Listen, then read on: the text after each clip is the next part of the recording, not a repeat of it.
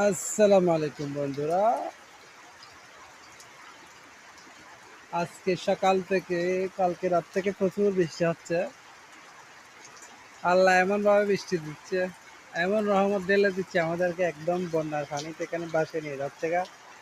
আমাদের এখানে হাঁটার রাস্তায়, চলাচলের রাস্তায় পানি উঠে গেছে। এদিকে সব জায়গায় পানি পানি পানি হয়ে গেছে। পানিতে এখন সবকিছু ভরে গেছে।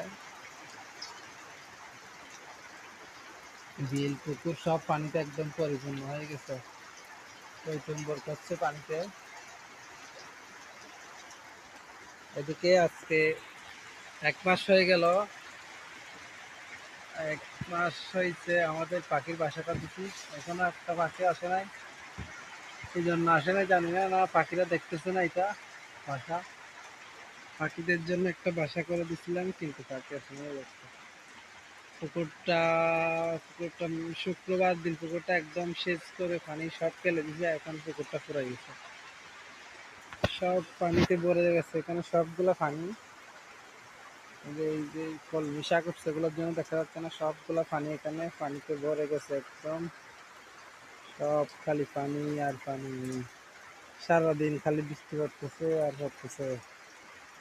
বৃষ্টিতে আমার কোনো নাম গন্ধ নাই, একটু কমতেছে আবার একদম বেশি বেশি করে পড়তেছে, একটু কমতেছে আবার জোরে আসতেছে।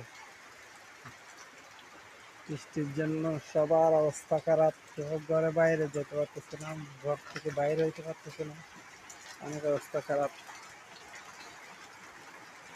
আমাদের মুরগিগুলা এখানে একদম চুপসে বসে থাকছে।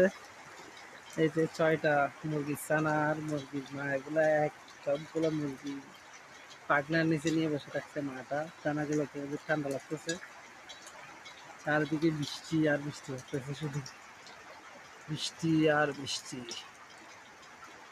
সবাই লাইক সাবস্ক্রাইব করে দিবেন, ভালো লাগলে একটা শেয়ার করবেন।